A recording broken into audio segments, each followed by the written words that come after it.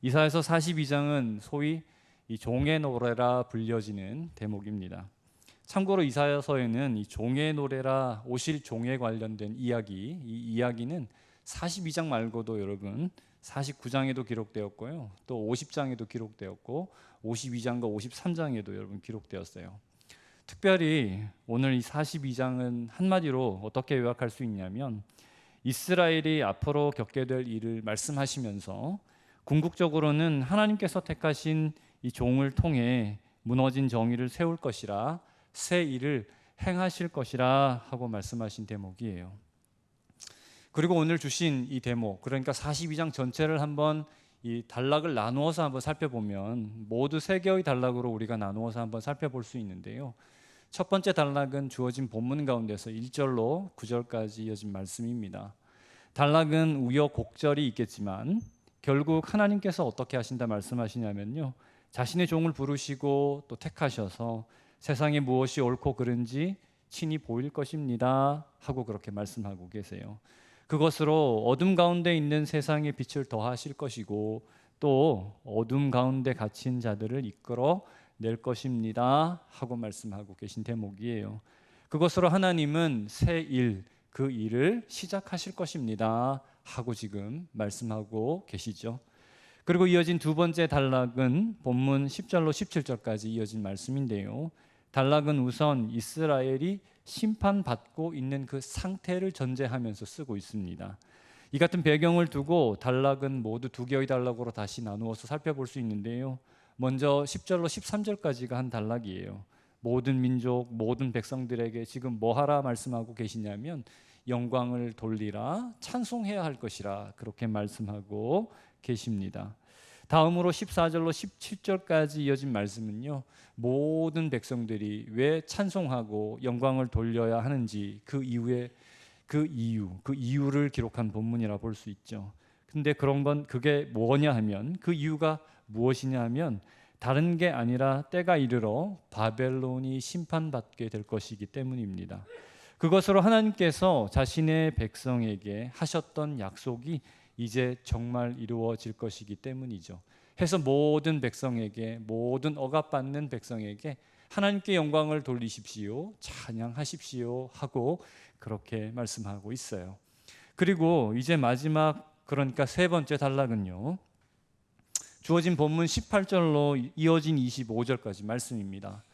단락은 한마디로 이스라엘을 꾸짖고 계신 하나님의 말씀을 대언하고 있죠. 이사야가 하나님께서 꾸짖으시는 그 말씀을 대언하고 있는 장면이에요. 단락은 말해도 도대체 알아듣지 못하는 이스라엘을 꾸짖고 있어요. 당장 심판받고 있지만 어떻습니까? 이곳이 심판인지도 깨닫지 못하는 이스라엘에게, 심판의 의미가 무엇인지 알지 못하는 이스라엘에게, 예루살렘에서 쫓겨날 날만 기다리고 있는 이스라엘에게 이 같은 쉽지 아니하는 현실을 말하고 있는 대목이 바로 세 번째 단락이라 말씀드릴 수 있겠습니다. 이렇게 단락은 모두 세 개의 단락으로 나누어서 기록되었어요.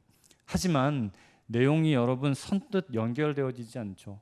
순서대로 이렇게 1절부터 시작해서 25절까지 세 개의 단락으로 나누었지만 이 내용이 여러분 선뜻 연결되어지지 않아요. 이유는 무엇이냐면 지금 이사야가 이 일을 순서대로 기록하고 있지 않고 바꾸어 기록했기 때문에 그렇습니다. 그러니까요, 가장 먼 일, 가장 뒤에 일어날 일을 가장 먼저 기록했고요, 그 다음으로 일어날 일을 중간에다가 배치하여 기록하고 있고요, 현재 지금 바로 앞에서 일어날 일을 가장 마지막에 기록했기 때문이에요. 그래서 여러분들 이 이야기를 42장을 좀 쉽게 이해하려면 어떻게 읽으시면 좋으냐면요, 바꾸어서 읽으면 좋은데 여러분 집에 가서 한번 18절로 시작해서 25절까지를 먼저 읽으시고요, 그 다음에 10절에서 17절까지를 한번 읽어보셔요. 그리고 이제 마지막 남은 것 1절로 9절까지를 한번 읽으시면 42장이 비교적 쉽게 다가오게 될 것입니다. 그러니까 이 단락의 내용은 무엇이냐면 이스라엘은 심판받게 될 것입니다. 하지만 어떻습니까? 때가 되면 이스라엘이 아니라 바벨론도 심판받게 될 것입니다. 그것으로 이스라엘을 자유하게 하시고 예루살렘으로 하나님은 그들을 돌아오게 하실 것입니다. 그러나 그것으로 그치지 아니하시고 하나님은 자신이 택하신 종을 부르실 것입니다. 그렇게 말하고 있어요.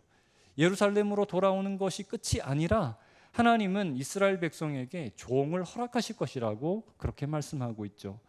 그리고 세상에 정의를 세울 것입니다 말하고 있어요. 그러니까 옳은 것은 무엇이고 그른 것은 무엇인지 분명하게 사람들 앞에 나타내 보이실 것입니다 하고 말씀하고 계신 겁니다. 그렇게 택하신 종을 통해 새 일을 시작하실 것이라고 하나님은 지금 이사야서 42장을 통하여 말씀하고 계신 거예요. 그리고 하나님은 약속하신 대로 어떻게 하셨습니까? 우리에게 메시아를 허락하셨죠? 종을 허락하셨습니다. 예수님을 우리에게 허락하셨어요. 그를 보내셔서 육신을 입게 하시고 세상을 구원하심으로 궁극적으로 하나님은 하나님 자신의 신실하심을 여러 사람들 앞에 증명해 보이셨습니다. 그리고 세상은 하나님께서 허락하신 종 예수를 바라보면서 무엇을 깨달았어요? 무엇이 옳은지, 무엇이 그른 것인지, 무엇을 해야 복을 누리며 살아갈 수 있는지, 그렇지 않은지 뿐만 아니라 무엇을 따라 살아가야 자람을 얻고 열매 맺어 갈 수 있는지를 보여주신 것이죠. 그것으로 비로소 우리가 어떻게 살아야 하는지 깨닫게 해 주신 것입니다. 그러니 우리에게 약속하신 구원자 예수님을 늘 바라보시는 우리 성도님들 되시면 좋겠습니다.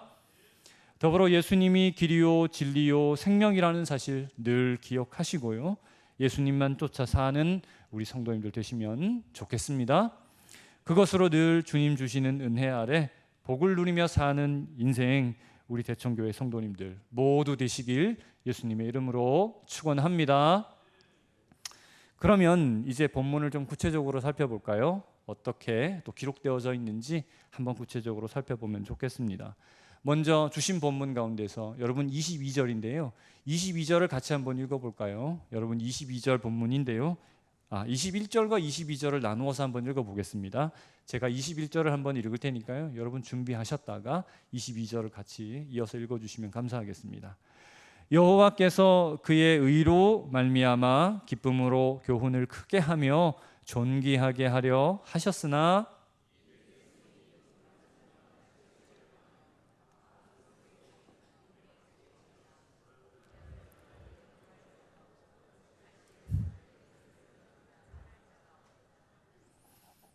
먼저 21절에 보면 어떻게 기록하고 있습니까? 어떻게 기록하며 본문을 시작하고 있어요, 여러분? 그의 의로 말미암아라고 시작하고 있죠.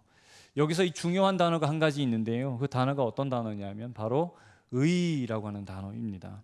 한글 성경이 의라고 번역한 것은 히브리어로 보면 체덱이라고도 하고 째덱이라고도 하는 단어를 그렇게 번역한 것인데요. 단어는 영어로는 어떻게 번역하냐면 righteousness라고 번역해요. 단어는 그저 옳음이라고 번역할 수 있지만 신학적으로 굉장히 중요한 단어인데 어떻게 번역할 수 있냐면 하나님은 변하지 아니하시는 속성을 가지고 계신데 그 변하지 아니하는 속성 자체를 나타내는 단어가 바로 이 째덱이라고 하는 단어입니다. 이걸 의라고도 번역할 수 있고 옳음이라고도 번역할 수 있는데요. 여러분 옳은 것은 무엇이에요? 이건 시간 안에서 변하지 않는 게 옳은 것이잖아요.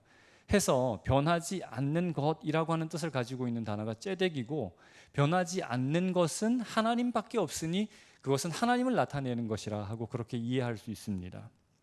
그러니까 변하지 아니하는 하나님의 속성을 나타내는 단어가 바로 이건 것이죠.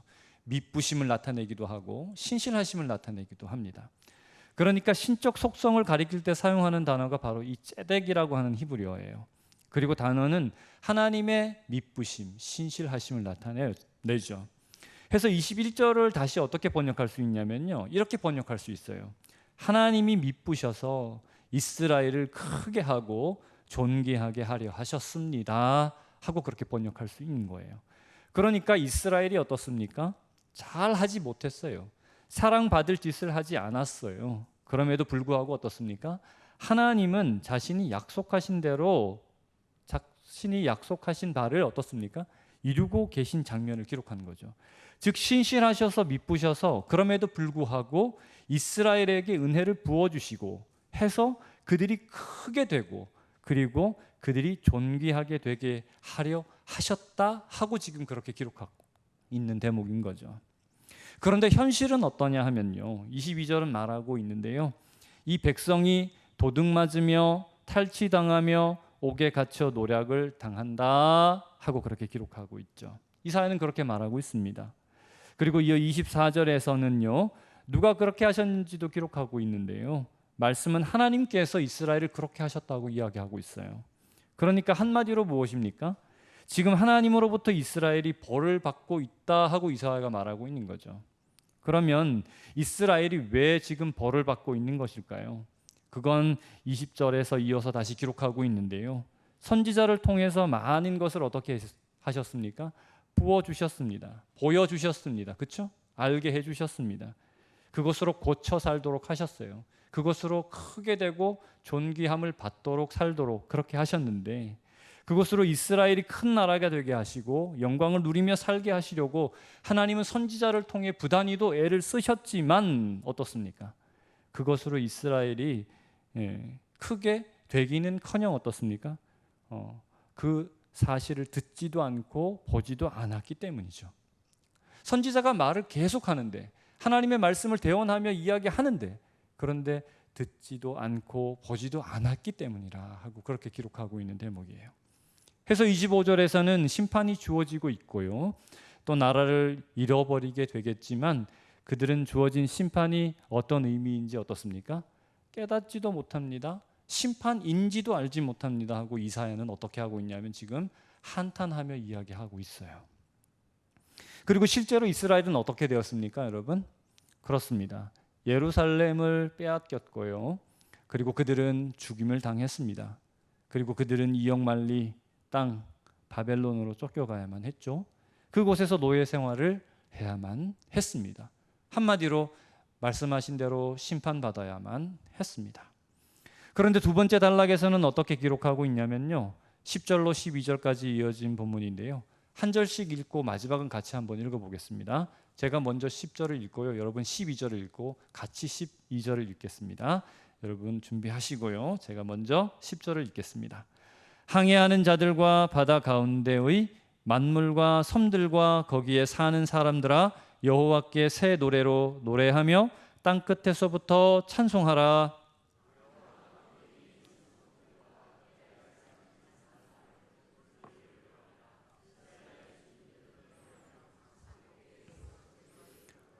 여호와께 영광을 돌리며 섬들 중에서 그의 찬송을 전할지어다. 아멘. 방금 읽은 본문 가운데서 언급된 항해하는 자들, 그리고 섬들과 거기에 사는 사람들, 그리고 광야와 거기에 있는 성읍, 그리고 게달 사람들이라는 표현이 등장하죠. 연이어 이렇게 등장합니다. 먼저 항해하는 자들과 섬들, 거기에 사는 사람들이라는 표현은 어떤 표현이냐면 땅 끝의 끝을 의미하는 거예요. 가장 끝 쪽에 살아가고 있는 사람들을 의미해요.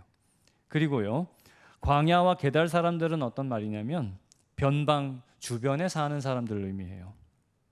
해서 보면 바벨론을 제외한 모든 나라들입니다. 바벨론을 중심으로 해서, 바벨론이 엄청 큰 나라였기 때문에, 그죠? 바다 너머에 있는 나라, 그리고 주변에 있는 나라. 그런데 바벨론을 제외한 모든 나라라고 하는 의미인 거죠. 네. 그들에게 지금 어떻게 하라 말하고 있어요? 지금 그런데 노래하라, 찬송하라 이렇게 이야기하고 있어요. 그러면 왜 그렇게 하라 말하고 있는 것일까요? 그건 여러분 이제 14절에서 기록된 대로 여러 나라들을 억압하며 제국이 된 바벨론이 이제 어떻습니까? 망할 때가 되었기 때문입니다.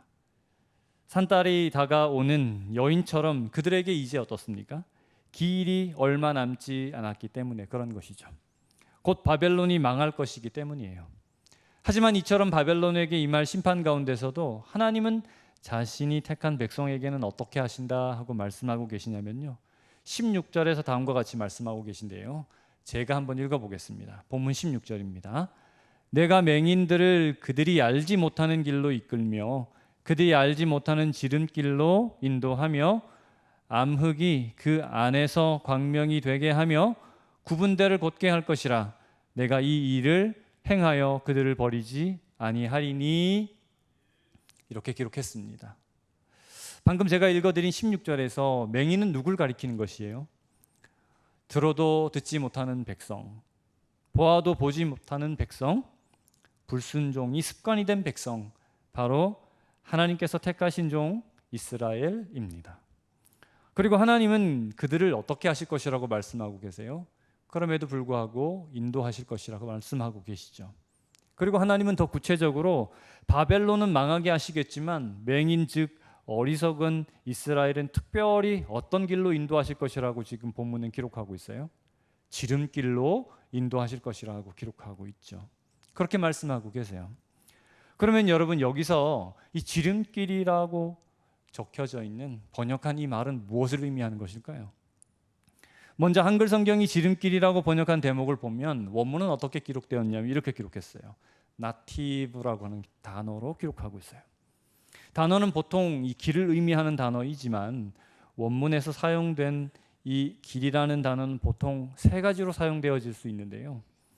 하나는 큰 길, 잘 닦여진 길을 의미하는 단어가 있어요. 그게 어떤 단어냐면 히브리어로 데렉이라고 하는 단어가 바로 그런 단어입니다. 마차가 다니는 길, 큰 길, 돌이 깔려진 길, 그런 길을 우리는 데렉이라 하죠. 그리고 또 길은 길이지만 문학적으로 사용할 때 사용되어지는 길이 있는데 이건 뭐냐면 방법이라든지 이런 걸 뜻하는 길이 있어요. 그런데 이건 어떤 단어냐면 오라라고 하는 단어가 그때 사용되어지는 단어거든요.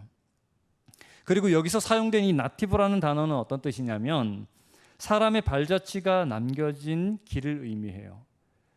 사람이 인위적으로 만든 길이 아니라 사람이 계속해서 다니다 보니까 만들어진 길을 이 나티브라고 하거든요. 해서 이 길을 어떻게 번역하면 좋으냐면 좁은 길이라 번역할 수도 있고 오솔길이라고 번역할 수도 있고 샛길이라 그렇게 번역할 수도 있는 그런 단어입니다. 그리고 본문에서 하나님은 이제 남겨진 첫 번째 단락을 통해 가지고요, 이 좁은 길, 샛길, 오솔길, 지름길에 관해서 말씀하시는데 우리는 그 가운데서 본문 1절을 같이 한번 읽어보면 좋겠어요. 오늘 본문 1절인데요. 같이 한번 읽어보겠습니다. 내가 붙드는 나의 종, 내 마음에 기뻐하는 자, 곧 내가 택한 사람을 보라. 내가 나의 영을 그에게 주었은즉 그가 이방의 정의를 베풀리라. 아멘.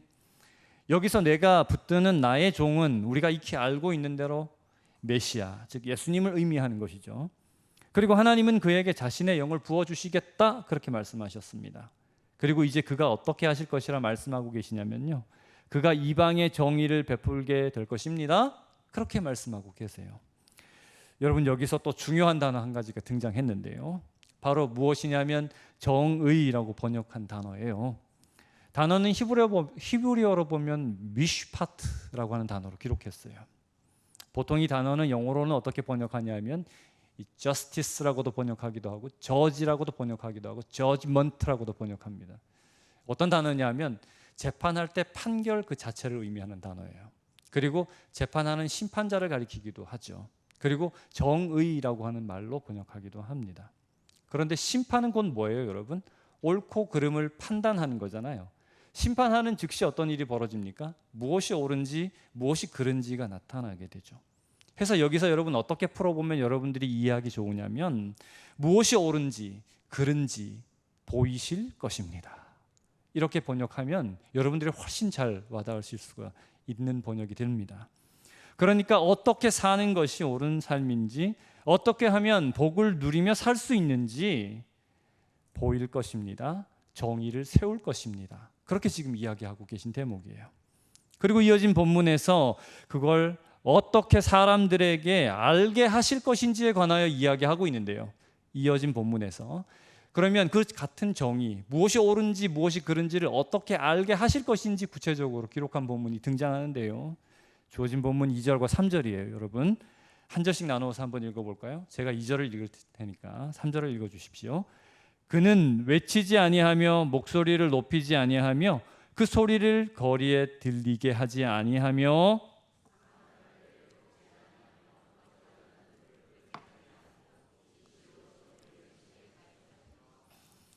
2절에 보니까 여러분 뭐라고 기록하고 있어요? 외치지 아니하고 목소리를 높이지 아니하신다 말씀하셨죠. 그리고 어떻습니까? 또 거리에 들리게 하지 아니하실 것이라 하고 말씀하고 있어요. 연달아 이렇게 말씀하고 있어요. 이건 뭘까요? 이건 나의 종은 너희들처럼 목에 핏대 세우며 이야기하지 않을 것이라고 말하고 있는 거예요. 이 말, 입에서 나오는 말로 여러분들을 설득시키지 아니할 겁니다 라고 이야기하는 거예요. 이전에는 선지자를 통해서 말씀하며 설득하려 했잖아요. 그런데 그게 실패했어요. 이젠 더 이상 그렇게 말로 하지 않을 것입니다 이야기하고 있는 대목인 거예요. 그럼 어떻게 정의를 설명하시죠? 어떻게 무엇이 옳은지 무엇이 그른지 설명하시죠? 방법이 무엇일까요? 그럼 어떻게 무엇이 옳은지 그른지 말씀하시고 우리를 설득해 좁은 길, 그러니까 지름길로 인도하시냐 하는 겁니다. 이건 종으로 부름받은 자가 직접 어떻습니까? 사람들 앞에서 행동으로 보여주실 것이라 말씀하고 계신 거죠. 말을 통해서가 아니라 이제 말씀이 육신을 입고 이 땅에 오셔서 정말 무엇이 정의인지 무엇이 옳은 것인지를 보여주실 것입니다. 그렇게 이야기하고 있는 대목이에요. 그리고 이어진 3절을 통해서 하나님은 뭐라 말씀하셨어요? 나의 종은 상한 갈대를 꺾지 아니할 것이라. 그리고 어떻습니까? 꺼져가는 등불을 끄지 아니할 것이라 하고 이어 말씀하고 계시죠. 여러분, 이 대목을 사람들이 어떻게 해석하냐면 이렇게 해석해요. 하나님은 긍휼한 마음이 많으시네요 라고. 긍휼하신 분이라는 사실을 강조하는 그런 이제 해석들이 있죠. 그렇게 여길 수도 있습니다. 이해할 수도 있어요. 하지만 좀 다르게 군림하지 않겠다, 세상의 방식으로 주장하지 아니하겠다 하신 것으로 받으면 더 좋습니다. 사실 어떻습니까? 하나님이신 예수님은 모든 권세와 권능을 가지신 분이시잖아요. 그분이 우리 가운데 오시면 어떻습니까? 그분 앞에 선 모든 피조물은 사실은 상한 갈대이며 또 꺼져가는 등불에 지나지 않아요. 맞습니까? 조금만 꺾으면 꺾을 수 있고 조금만 손대면 어떻습니까? 그냥 불을 꺼트려 버릴 수 있는 분이 누구십니까 하는 거예요. 바로 그분이 부르시고 택하신 종 예수님이시잖아요. 그분이 하나님이시니까 말이죠. 그런데 어떻게 하시겠다 말씀하고 계세요? 꺾지 아니하시고 끄지 아니하시겠다 말씀하고 계신 거죠. 세상은 어떻습니까? 힘을 가진 자가 억압하는 것으로 주장하죠. 그 힘을 사용하는 것으로 어떻게 합니까? 설득해요. 그렇잖아요. 그런데 어떠냐 하면 예수님은 부르신 택하신 종은 어떻게 하신다 하면 그 힘을 사용하지 않으신다 이야기하시는 거예요. 꺾지 않으시고 끄지 않으신다 말씀하고 계신 거죠. 내가 택하고 불러 세운 종은 세상 사람들처럼 그리하지 아니할 것이라 하고 말씀하고 계신 대목이에요. 억압해서 윽박지르지 아니하고. 그러면 어떻게 우리를 설득하고 또 인도하시겠다 말씀하시는 것일까요? 그건 다른 게 아니라 섬김으로, 죽으심으로, 그리고 십자가로 하신다 하고 말씀하신 것이죠. 세상의 방법과 다르게 섬김으로, 낮아짐으로 옳은 것이 무엇인지 보이시고 또 그른 것이 무엇인지 적나라하게 보이시겠다 말씀하고 계신 장면인 거예요. 그러니 한마디로 내가 택한 종이 쉽지 않은 길, 좁은 길을 갈 것이라.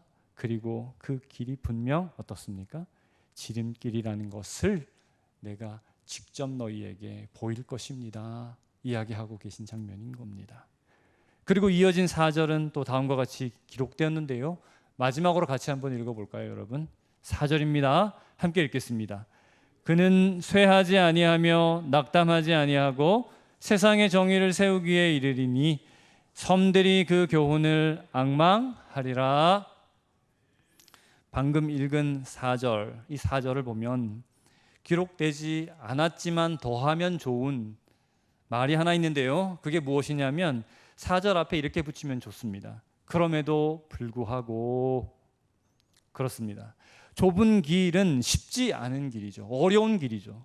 그렇죠? 그런데 그럼에도 불구하고 그 길을 종이 가신다 하고 말씀하고 계시잖아요. 하지만 종은 어떻습니까? 쇠하지 아니하십니다 말하고 있어요. 약해지지 아니하십니다 말하고 있어요. 그 어려운 길을 가면서도 어떻습니까? 약해지지 아니하십니다 말씀하고 있어요. 뿐만 아니라 뭐라고 이야기하고 있어요? 낙담하시지 아니하며 그 길을 가시면서도 포기를 생각하지 아니하시며라고 이야기하고 계신 것이죠. 죽음을 감당하는 길인데도 불구하고 낙담하지 아니하시고, 그러니 그 앞에다가 뭘 붙이면 좋아요? 그럼에도 불구하고를 붙이면 좋죠. 그리고 결국 어떻게 해요? 정의를 세우실 것입니다. 그러니까 뭡니까? 무엇이 옳은지 무엇이 그른지 몸소 많은 사람들 앞에 그것을 보여주실 것입니다 하고 말씀하고 계신 장면인 거죠. 그러니 멀리 떨어져 이 소식을 듣지 못하는 섬들도 종의 교훈을 앙망, 즉 기대하고 소망하게 될 것이라 말씀하고 있습니다. 이는 모든 민족이, 모든 백성이 하나님께서 알게 하실 새 일을 앙망하며 기대할 것입니다 말하고 있는 장면인 것이죠. 그렇게 말씀을 따라 하나님의 종으로 이 땅에 오신 예수님은 어떻습니까? 섬김으로 낮아지심으로, 그리고 십자가로 눈먼 자들의 눈을 밝히셨고요, 어두운 감옥에서 헤어져 나오지 못하는 자들에게 진리를 보여주시고 해방으로 인도해 주셨습니다. 자유함으로 인도해 주신 것이죠. 그렇게 하나님께서 우리에게 새 일을 행하겠다 하신 대로 어떻습니까? 아들을 허락하시고 이전과 전혀 다른 방식으로 우리 모두를 빛 가운데로 인도하고 계신 겁니다. 여러분, 이제 결론하겠습니다. 하나님은 이전과 다른 방식으로 일하시겠다, 이전과 다른 방식으로 새 일을 시작하시겠다 하셨어요. 우리에게 그렇게 약속하셨습니다. 그게 무엇이냐면 이전엔 선지자를 통해 말씀으로 하셨는데 그것으로 우리를 설득하려 하셨는데요, 이후로는 말씀이 육신이 되게 하시고 직접 이 땅에 오셔서 몸소 정의, 그러니까 무엇이 옳은지 그른지를 보여주심으로 복의 기준을 세우시고 우리에게 자신을 따라오도록 그렇게 하신 것이죠. 그리고 그 길은 어떻습니까? 좁은 길, 예수의 길이죠. 그리고 그것은 낮아짐이고요, 내어줌이며 섬김이고 죽음입니다. 그리고 예수님은 하나님의 신실하심을 늘 붙잡고 그 길을 묵묵하게 쇠하지 아니하시고 낙담하지 아니하시고 우리 앞에서 걸어가셨어요. 그리고 하나님의 미쁘심, 한번 약속하셨으면 변개하지 않으시고 이루어 가시는 하나님을 끝까지 신뢰하며 죽음을 감당하셨어요. 그리고 우리에게 십자가를 통해 죽어도 살 수 있습니다 하고 말씀하고 계시죠. 그리고 이어 예수님은 우리에게도 자신을 어떻게 해요? 쫓아오라 말씀하십니다. 제자가 되어야 할 것이라 하고 말씀하십니다. 십자가의 길을 따라가야 할 것입니다 말씀하시죠. 그것으로 새 일을 우리에게도 시작하라 하고 지금 말씀하고 계신 장면인 거예요. 그런데 그 일을 시작할 때 가장 중요한 것이 있는데요, 그게 무엇입니까 여러분? 이 일을 시작하기 전에 우리가 해야 하는 중요한 일이 있는데 그게 무엇입니까? 우리가 하나님이 살아계시다 믿음으로 고백하는 것이에요. 그것이 없으면 절대 어떻습니까? 죽음을 감당할 수 없기 때문이죠. 그것이 없으면 섬김을 감당하지 못하기 때문이죠. 내어주지 못하기 때문이죠. 그러니 우리가 뭘 고백하며 살아가야 돼요? 하나님이 살아계십니다. 그분이 창조주 되셔서 우리의 길을 붙잡고 계십니다 하고 믿음으로 고백하며 살아야 하는 것이죠.